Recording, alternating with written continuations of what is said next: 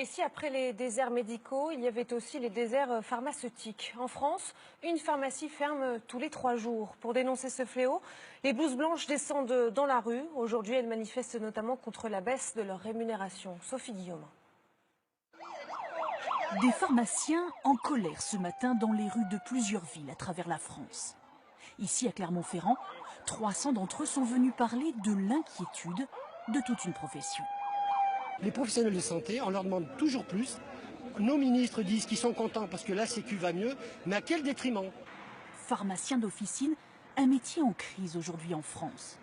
Les fermetures se multiplient, les causes sont nombreuses, parmi elles la chute du prix de certains médicaments qui a un impact direct sur la rémunération des pharmaciens. Ce médicament a baissé de prix en 2 phases. Une première phase où il a baissé de 30% de prix public et une deuxième phase quelques mois après où il a baissé de 20%. Et donc votre marge baisse? Automatiquement, puisque la marge est reliée en fonction du prix public du médicament, donc la marge évidemment baisse. Autre difficulté, l'extension des déserts médicaux. Dans cette petite commune de la Drôme ardéchoise, le médecin voisin a cessé son activité il y a un mois. Depuis, la fréquentation de la pharmacie ne cesse de diminuer. Son gérant est inquiet.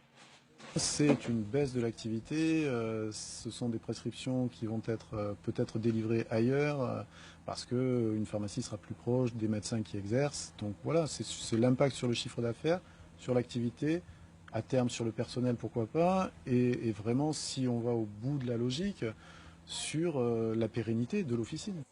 Les pharmaciens réclament de nouvelles missions rémunérées, de prévention, de conseil. Ils souhaitent également être payés non plus à la boîte vendue, mais en fonction du service rendu aux patients. Le 22 février prochain, ils entreront en négociation avec l'assurance maladie et espèrent bien, par leur mouvement d'aujourd'hui, peser sur les débats.